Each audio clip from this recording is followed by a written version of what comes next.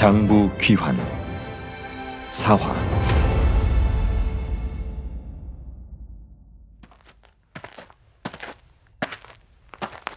이자성이 멈춘 곳은 극락루였다. 5층으로 된 본체에 단층짜리 별채가 4개로 계룡촌에서 가장 크고 좋은 기루였다. 자네? 설마 여자가 필요했나? 설마요. 잠시 낮게 웃던 이자성은 남궁벽에게 다시 말했다. 어르신, 부탁이 있습니다. 말해보게. 저를 말리지 마십시오. 어르신께서 말리실 정도로 세상에 도움이 되는 놈은 여기 없습니다. 그 말에 남궁벽은 대충 무슨 뜻인지 이해를 했다. 아버지와 형의 복수인가? 네. 그리고 계룡촌 사람들의 원한도 있습니다. 이자성은 거짓없이 속마음을 그대로 말했다.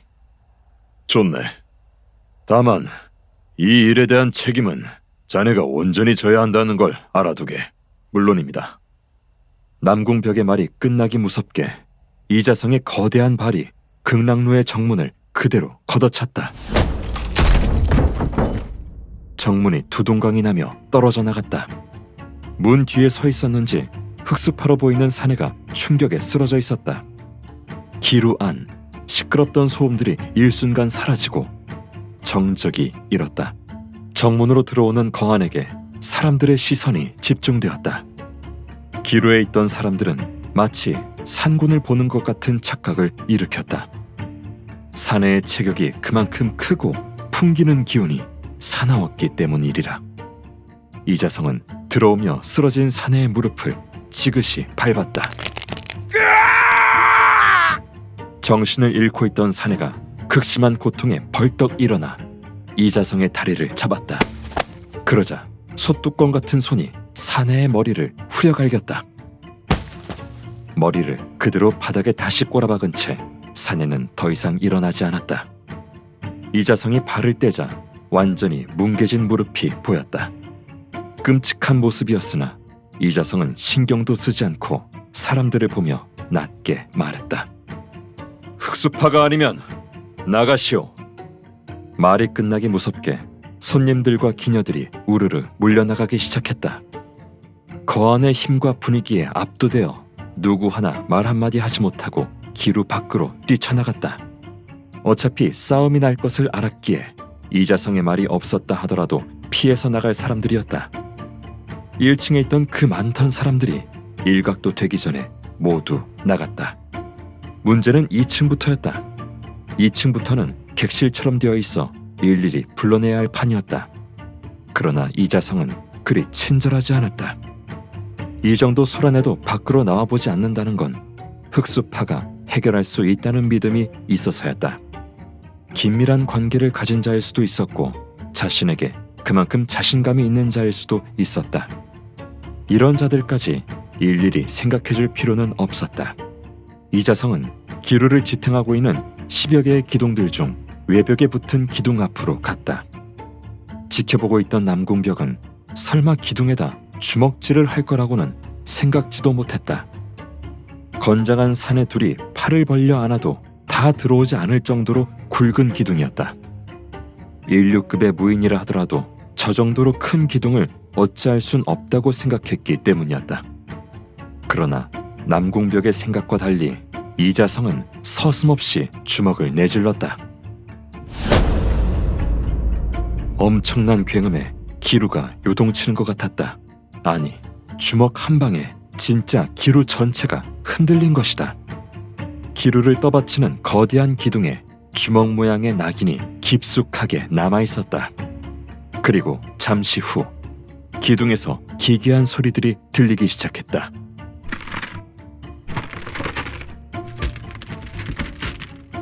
주먹 낙인을 중심으로 종이가 찢어지는 것처럼 위아래로 금이 가더니 무게 때문인지 기둥이 점점 갈라지기 시작했다. 하지만 워낙에 큰 기루였기에 하나의 기둥이 금이가 벌어진 것 말고는 더 이상의 변화는 없었다. 이자성은 벽을 타고 옆으로 걸어가 또 다른 기둥 앞에 섰다. 이보게! 남궁벽이 놀라 소리쳤지만 이자성의 주먹은 번개처럼 빠르고 강렬했다. 이번에도 주먹 모양의 낙인이 깊숙이 찍히며 기둥에 금이 가고 있었다. 처음보다 더 빠른 속도였다. 그런데 이번에는 기둥이 벌어지는 것만으로 끝나지 않았다. 양쪽 기둥이 지탱하던 벽면이 무게를 이기지 못하고 한 면의 벽이 폭삭 내려앉고 말았다. 1층에는 아무도 없었기에 놀란 건 남궁벽뿐이었다. 이 큰 기루를 떠받치는 기둥을 주먹 한 방에 박살낸 것을 믿어야 할지 의문이 들었다. 최소 절정무인, 아니 파괴력만 놓고 본다면 최절정을 넘었다 해도 과하지 않을 것 같았다. 남궁벽은 현재 최절정을 바라보는 절정의 경지에 있었다. 허나 자신이 가진 재주로는 이렇게 쉽게 기루의 벽면 하나를 박살낼 수는 없을 것 같았다. 기루가 흔들리며 무너지려 하자 그때서야 사람들이 우르르 내려오기 시작했다. 기녀들이 먼저 내려와 기루 밖으로 거의 다 빠져나갔을 때 흙수파로 보이는 사내들이 하나둘 내려오며 모습을 보이기 시작했다. 모두 30여 명은 되는 것 같았다. 그들 중 눈매가 길게 찢어지고 입술이 길고 가늘어 뱀처럼 보이는 사내가 나섰다. 흙수파 두목 독사였다. 기루의 한쪽 벽이 사라진 것을 보고 독사는 침을 꿀꺽 삼켜야 했다. 이미 흙건물에서 사람이 와 있었기에 불안함은 없었다. 그런데 정작 무너져 내린 벽과 거한을 보자 불길함이 스멀거리며 올라오기 시작했다. 본능이 말을 하고 있었던 것이다. 위험하다고. 하지만 독사는 이것을 애써 무시했다.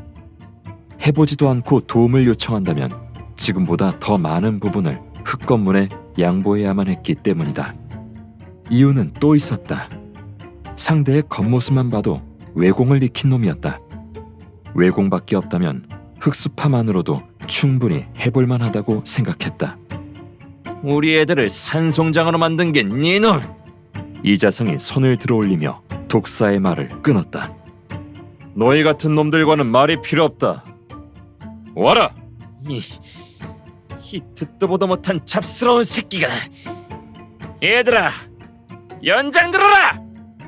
무시당했다는 생각에 머리 끝까지 열이 오른 독사의 말에 30여 명이 일제히 날부치를 하나씩 꺼내 챙겨들기 시작했다. 도끼도 있었고 식칼도 있었다. 앞이 뾰족하고 길쭉하기만 한 송곳 같은 것도 보였고 쇠사슬을 돌리는 놈도 있었다. 독사가 이자성을 가리키며 다시 말했다. 죽여도 상관없다! 말이 떨어지자 30여 명이 든 가지각색의 무기가 이자성 하나를 노리고 달려들었다. 흑도의 싸움이었지만 구경하는 입장에서 보면 장관이었다. 남궁벽은 그렇게 생각했다. 자신을 향해 달려드는 흑수파를 보자 이자성의 얼굴에 한 가닥 미소가 떠올랐다. 이 와중에 스승과의 추억이 떠올랐기 때문이었다. 만초자는 이자성에게 항상 하는 말이 있었다. 너는 그냥 맞아라! 그 말을 떠올리며 이자성은 주먹을 가볍게 말아주었다. 사부님, 지금은 시간이 없어서 어쩔 수 없습니다. 빨리 끝내고 들어가 자야 하거든요.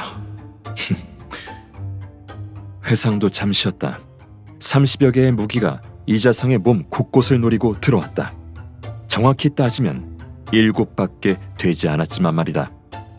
공간의 제약 때문에 한 명을 한 번에 공격할 수 있는 숫자는 기껏 해봐야 67명이 전부였다.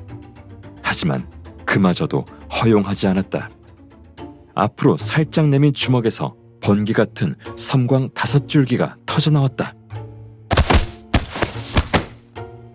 이자성을 공격한 흑수파 5명의 머리가 순간적으로 반 이상 꺾이며 그 상태 그대로 앞으로 꼬꾸라졌다. 쓰러진 그들은 일어날 생각이 없어 보였다. 7개 중 2개의 무기는 막지 못했다. 2개 다 오른쪽 옆구리 옷을 뚫고 들어와 있었다. 식칼을 찔러 넣은 사내가 기분 나쁘게 웃으며 말했다. 명년 오늘이 니놈 재산... 양손으로 두 놈의 멱살을 잡아들어 그대로 바닥에 패대기를 치자 더 이상 움직이지 않았다.